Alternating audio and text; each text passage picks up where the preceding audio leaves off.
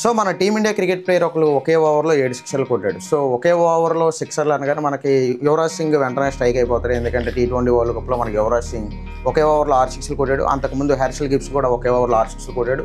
అలాగే రవి శాస్త్రి కూడా డొమెస్టిక్ క్రికెట్లో ఒకే ఓవర్లో 6 సిక్స్లు కొట్టాడు. మరి ఈ టీమిండియా క్రికెట్ ప్లేయర్ ఎవరు ఒకే ఓవర్లో 7 సిక్స్లు కొట్టింది అంటే అది రోహిత్ శర్మనా, లేకపోతే విరాట్ కోహ్లీనా, లేకపోతే సచిన్ టెండూల్కరా, లేకపోతే MS ధోనినా?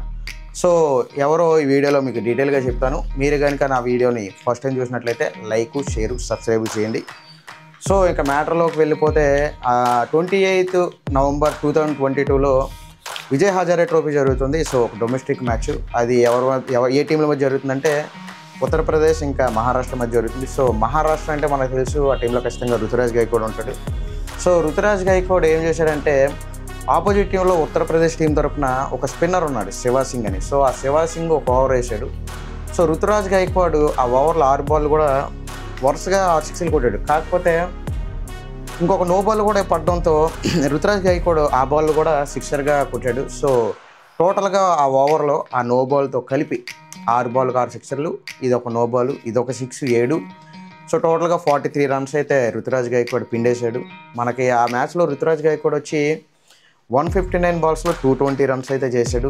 సో ఆ రోజు స్టేడియంలో రుతురాజ్ గైక్వాడ్ మ్యూజిక్ మామూలుగా వాయించలేదు. ఒక SS థమన్ లాగా, ఒక దేవిశ్రీ ప్రసాద్ లాగా చాలా బేభత్సంగానే మ్యూజిక్ వాయించాడని చెప్పొచ్చు.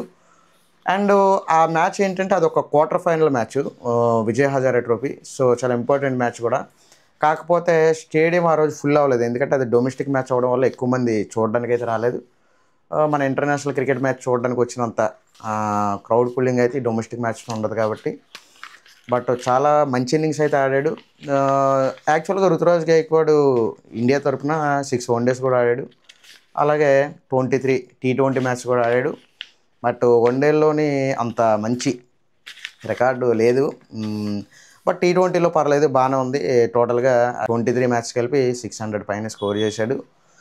అలాగే IPLలో మనకి చెన్నై టీంకి కెప్టెన్గా ఉన్నాడు. సో IPLలో కూడా 2 సెంచరీస్ ఉన్నాయి, 18 హాఫ్ సెంచరీస్ కూడా రుతురాజ్ గైక్వాడ్కి ఉన్నాయి.